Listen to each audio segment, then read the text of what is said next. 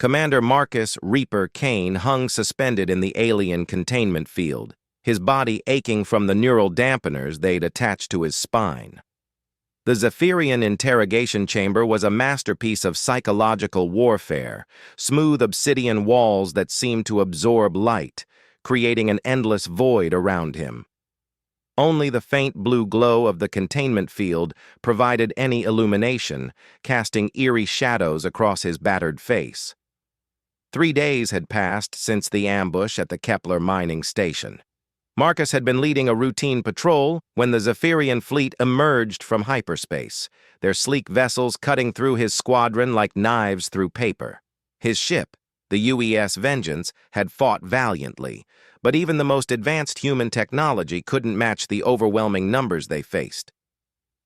The memory of watching his crew die still burned in his mind. Lieutenant Sarah Chen, barely 22, had died at her navigation console when a plasma burst tore through the hull.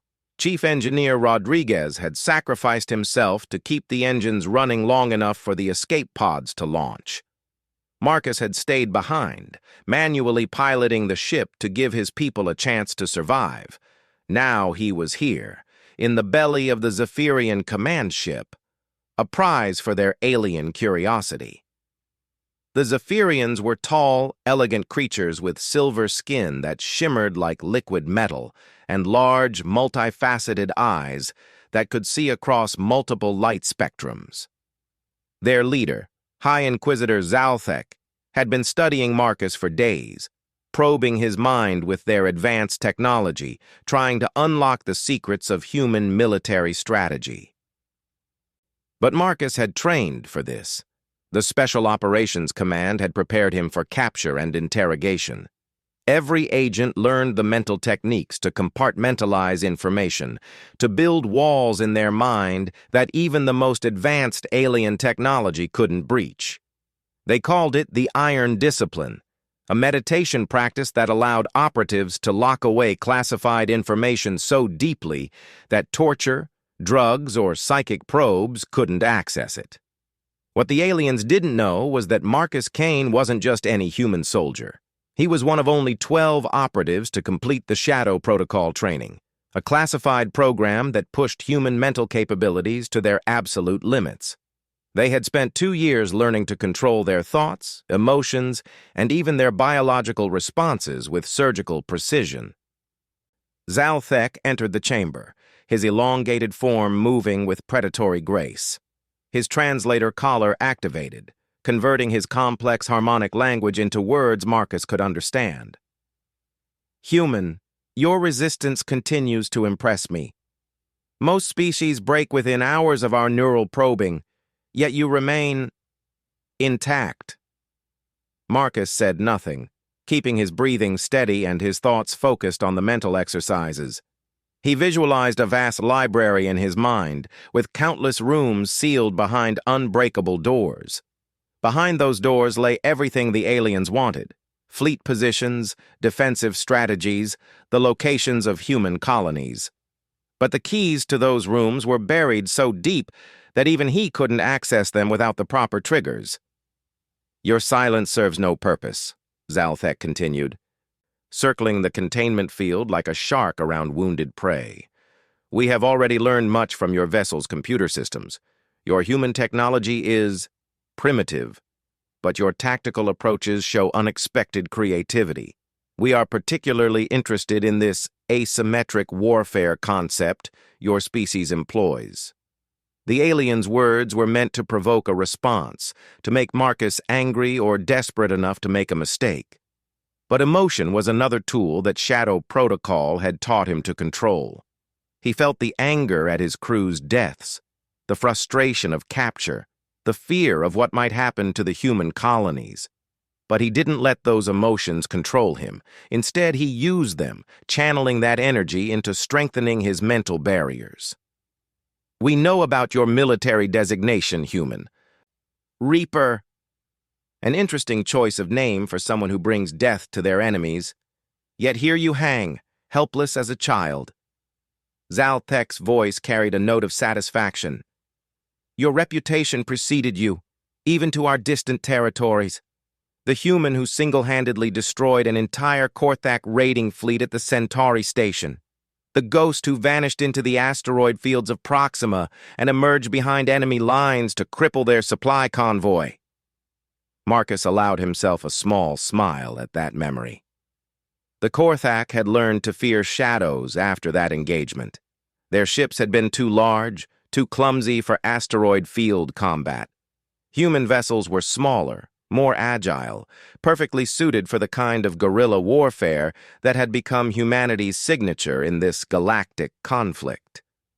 But now those memories were locked away. Just like everything else, even his name was becoming meaningless, just sounds without context, a label attached to a body hanging in an alien containment field. Zalthek moved closer, his multifaceted eyes gleaming with curiosity. "We will break you, Reaper. Perhaps not today, perhaps not tomorrow, but eventually. Your human mind cannot withstand our technology indefinitely, and when we do break you, we will learn everything, every secret, every strategy, every weakness of your pathetic species." Marcus closed his eyes and retreated deeper into his mental fortress, letting the alien's words wash over him like water over stone. They would not break him. They could not break him.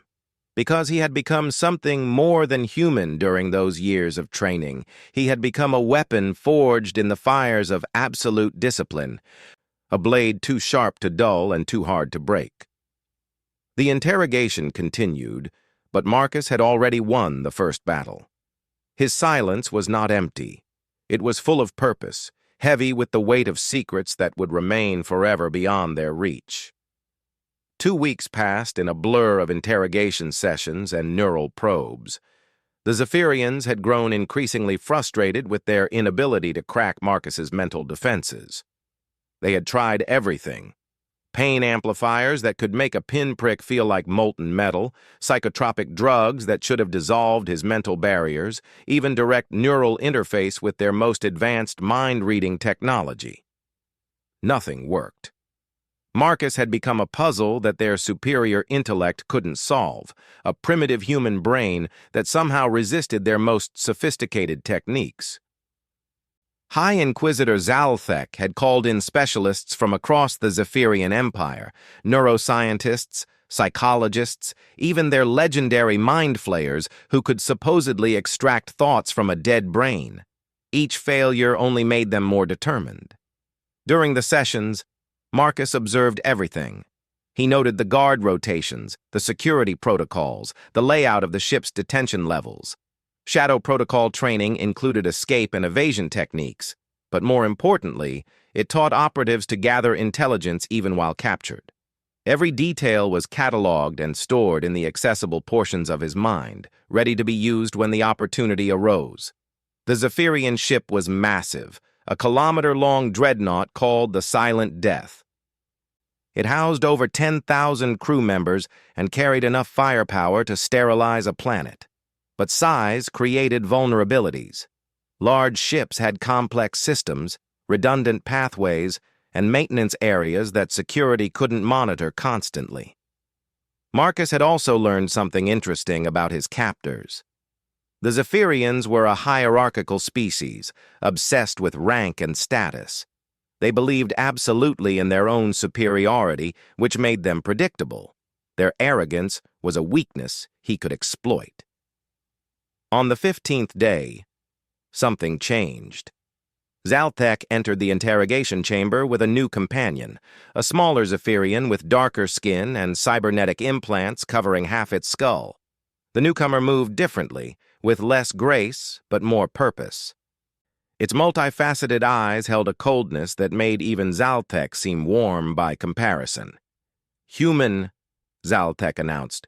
"Allow me to introduce Inquisitor Vexnari. She specializes in alternative interrogation methods." Vexnari stepped forward, her translator collar rendering her voice in a mechanical monotone. "I have studied your species extensively, human. Your mental barriers are impressive, but they are based on biological limitations. What happens when we change the biology?" She produced a device that looked like a cross between a syringe and a data probe, a long, needle-like apparatus with glowing circuits running along its length. This is a neural resequencer. It doesn't break your mental barriers, it rewrites them. Your precious training becomes irrelevant when your brain chemistry changes. Marcus felt a chill run down his spine, but he kept his expression neutral. This was something new, something the Shadow Protocol might not have prepared him for. But fear was just another emotion to be controlled, another tool to be used rather than allowing it to use him. The process is quite fascinating, Vexnari continued, moving closer to the containment field. We inject nanites directly into your brain tissue. They map your neural pathways and then systematically alter them. Your memories remain intact, but your ability to protect them disappears. Think of it as performing surgery on your soul. The containment field shimmered and began to lower. Marcus felt the neural dampeners adjust their output, keeping him paralyzed while allowing the aliens to approach. This was it, the moment he had been preparing for.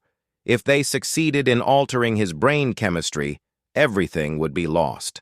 Not just his own secrets, but the locations of human colonies, fleet positions, defensive strategies that kept billions of people safe. As Vexnari raised the neural resequencer, Marcus began the deepest meditation technique Shadow Protocol had taught him. It was called the Final Protocol, a mental state so profound that it could actually alter brain chemistry through pure willpower. Masters who achieved it could slow their heartbeat to near-death levels, control their body temperature, even influence their neural activity. The technique came with a terrible risk. Push too deep, and the operative might never return to normal consciousness. Several trainees had attempted it during his class. 2 had died, and 1 had emerged in a permanent catatonic state. But it was the only defense against what Vexnari planned to do.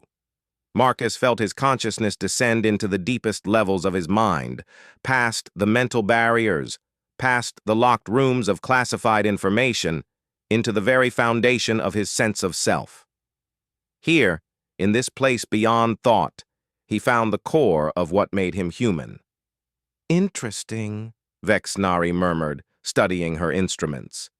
The human's neural activity is changing. This is not normal for your species.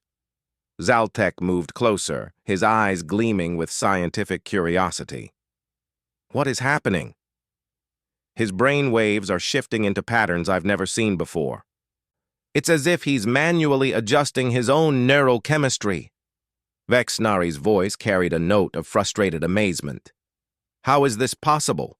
Conscious control of brain function should be impossible for any biological species.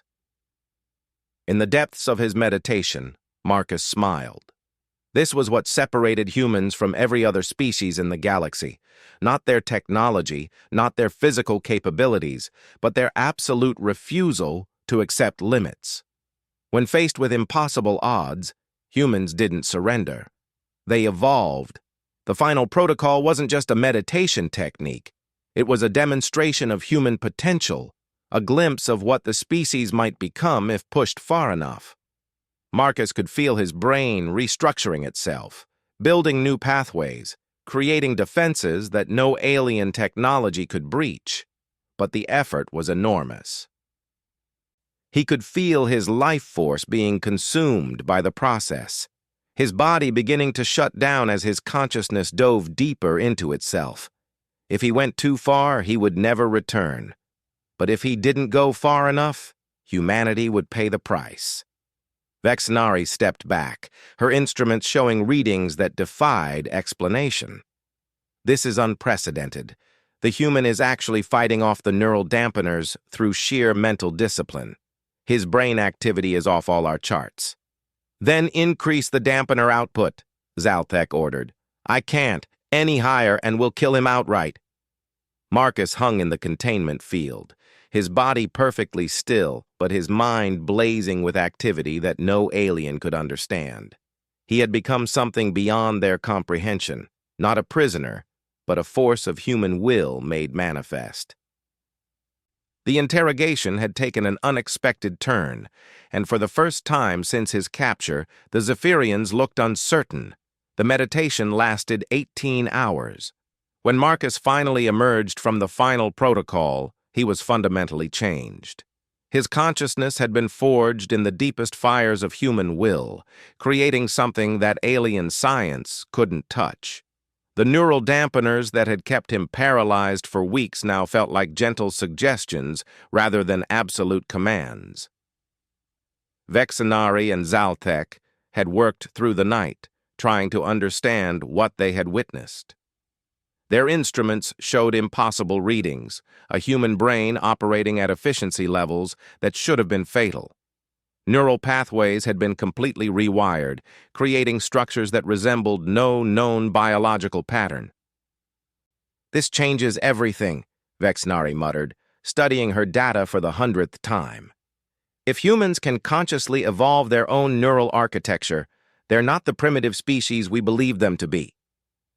Zalthek paced the observation deck overlooking the interrogation chamber. "One aberrant specimen does not represent an entire species. This human may be genetically defective, a mutation that allows unprecedented mental control. Or he may be the first of something new," Vexenari countered. "Our intelligence reports suggest that human military training has been advancing rapidly. What if they're deliberately pushing their operatives beyond normal biological limits?" Below them, Marcus appeared unconscious in the containment field, but he was actually testing his new capabilities. The final protocol had unlocked something in his brain, a level of conscious control over his body's systems that felt almost supernatural. He could slow his heartbeat to undetectable levels, regulate his breathing to conserve oxygen, even influence his body temperature. More importantly, he could now resist the neural dampeners through pure mental focus. The alien technology still affected him, but it was like trying to hold back an ocean with a screen door. He needed to be careful, though. If he revealed his new abilities too quickly, they might develop countermeasures. A klaxon suddenly blared throughout the ship.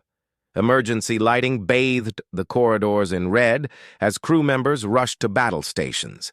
Through the ship's communication system, Marcus heard fragments of panicked reports in the Zephyrian language. His enhanced mental state allowed him to process the alien words with surprising clarity, something about human ships, multiple contacts, incoming at high speed. Zalthek's communicator crackled to life. "High Inquisitor, we have a problem. Long-range sensors detect a human task force approaching our position. 20 ships, led by what appears to be a heavy cruiser." "Impossible," Zalthek replied. "How did they track us through hyperspace?" Marcus smiled inwardly. They hadn't tracked the Zephyrian ship. They had tracked him. Every Shadow Protocol operative carried a quantum beacon implanted in their bone marrow, invisible to most scanners but detectable by specialized human equipment.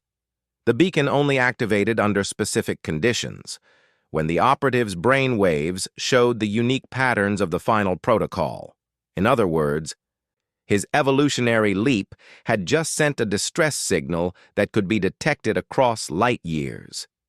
The ship shuddered as the first human weapons found their mark. Marcus could hear the distinctive whine of plasma torpedoes and the rapid-fire percussion of magnetic accelerator cannons. The attack was coordinated and devastating, classic human tactics that used speed and aggression to overcome superior technology. "All security teams to the detention level," Zalthek ordered. "If we're going to die, the human dies with us." This was the moment Marcus had been waiting for. As the guards rushed through the corridors, he began to systematically override his body's limitations. The neural dampeners tried to keep him paralyzed, but he pushed past them, flexing muscles that hadn't moved in weeks. The containment field was designed to hold creatures with normal biological responses. It wasn't prepared for someone who could consciously alter their neural chemistry. Marcus began generating specific brainwave patterns, creating electromagnetic interference that confused the field's sensors. "The prisoner is showing anomalous readings. one of the technicians reported. "Neural activity is spiking beyond our measurement capabilities." Vexnari rushed to her instruments, but it was too late. Marcus had found the frequency that disrupted the containment field's quantum matrix. The blue energy barrier flickered and collapsed, dropping him to the floor of the interrogation chamber. For the first time in weeks, Marcus Kane was free. He moved like liquid death through the corridors of the silent death. The neural dampeners had weakened his muscles, but the final protocol allowed him to consciously override the effects of prolonged immobilization. His enhanced mental state let him process information at superhuman speed: guard positions, corridor layouts, weapon placements. The Zephyrians had superior technology, but they had never faced an enemy who could evolve in real time. Marcus used their own ship against them, accessing maintenance ducts and emergency systems that their security protocols couldn't monitor. He disabled guards with precise strikes to neural clusters that his enhanced perception could identify, leaving them paralyzed but alive. His destination was the ship's central computer core. Shadow Protocol operatives were trained in alien system infiltration, and Marcus's evolved mental state allowed him to interface with Zephyrian technology in ways their designers had never imagined. The computer core was located in the ship's heart, protected by multiple layers of security. But Marcus was no longer thinking like a normal human. His consciousness could process information in parallel streams, analyzing security patterns while simultaneously planning his next dozen moves. He reached the core just as the human task force began their final assault on the silent death. The massive Zephyrian dreadnought was dying, its hull breached in a dozen places, its crew abandoning ship in escape pods. But Marcus wasn't trying to escape. He was trying to ensure that the aliens' most dangerous weapon died with their ship. Hidden in the Silent Death's computer banks were the complete files on human military capabilities, downloaded from his own ship's computers. If that information fell into enemy hands, it would give the Zephyrian Empire the intelligence they needed to crush human civilization. Marcus placed his hand on the quantum interface panel and felt his consciousness merge with the alien computer system. This was something no human had ever attempted. Direct neural interface with technology designed for an entirely different species. The risk of permanent brain damage was enormous, but he was no longer entirely human.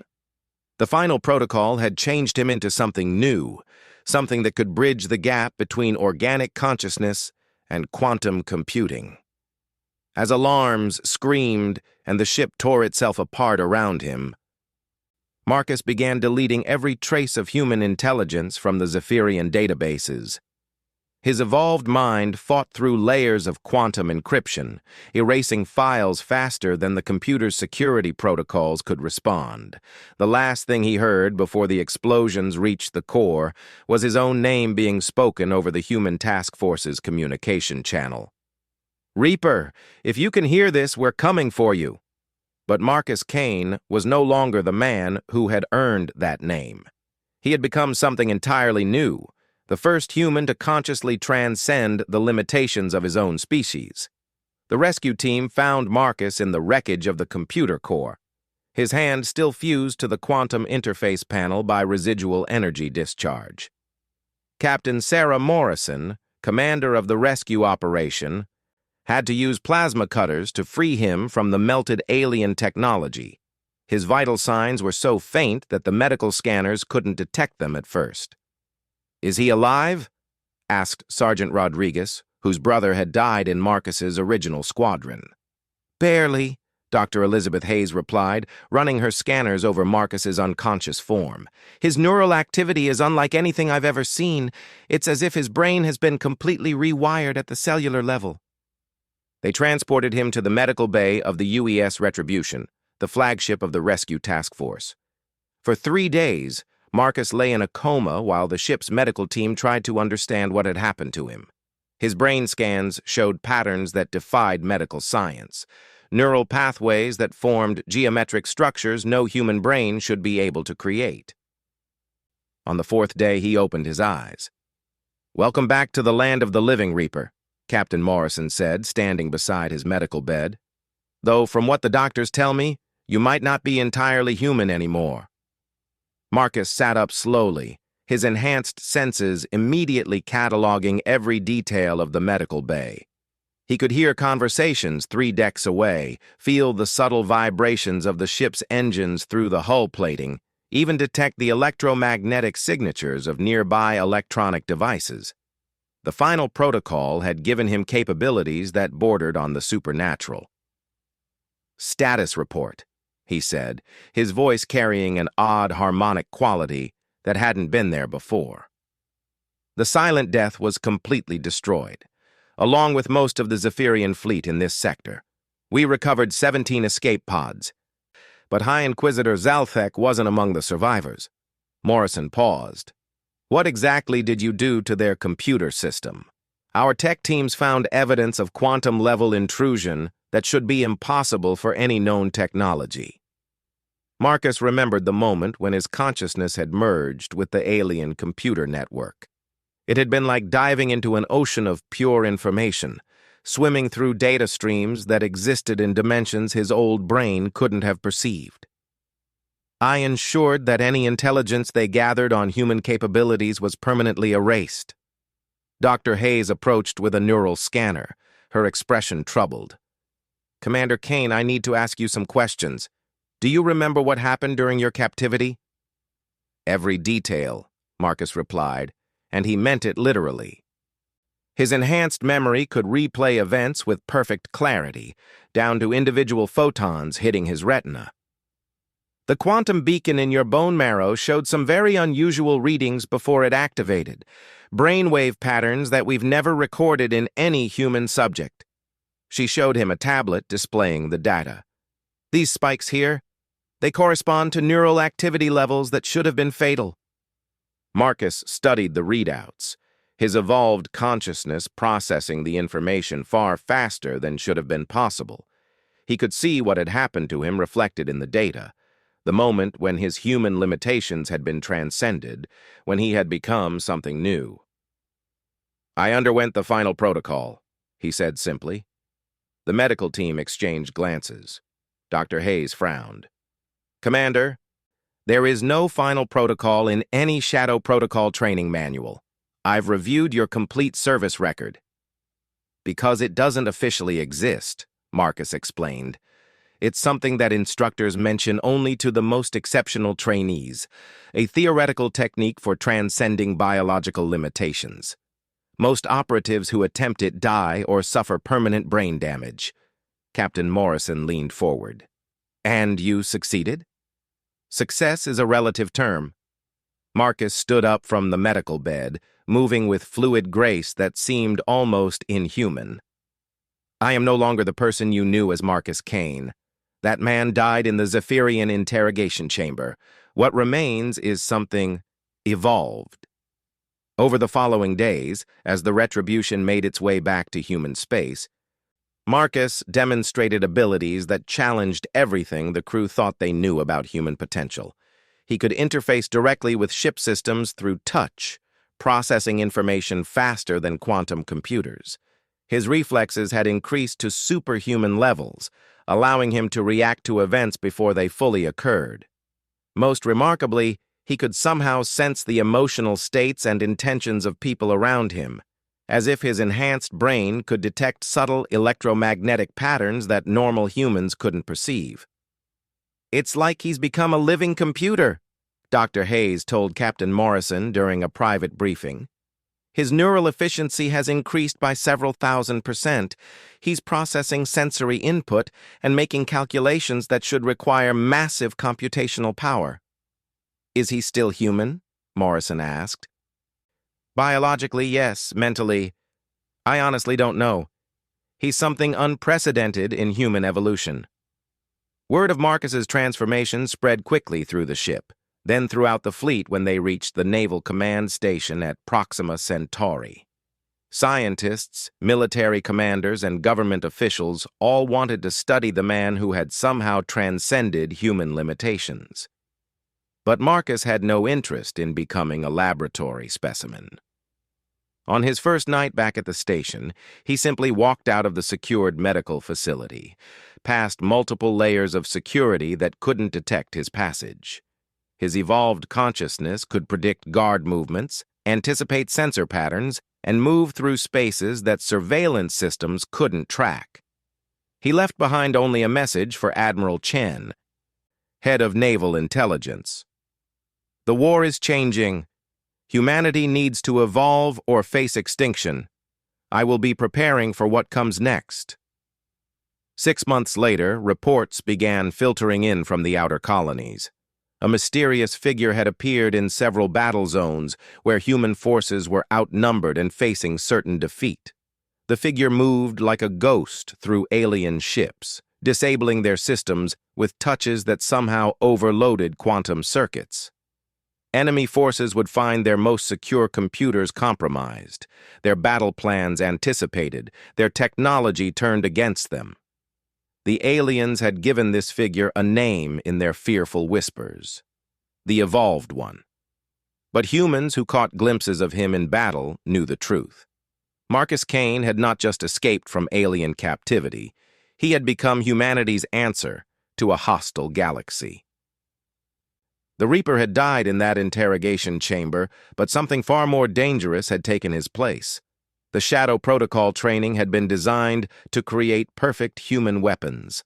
The final protocol had created something beyond human, a bridge between what humanity was and what it might become.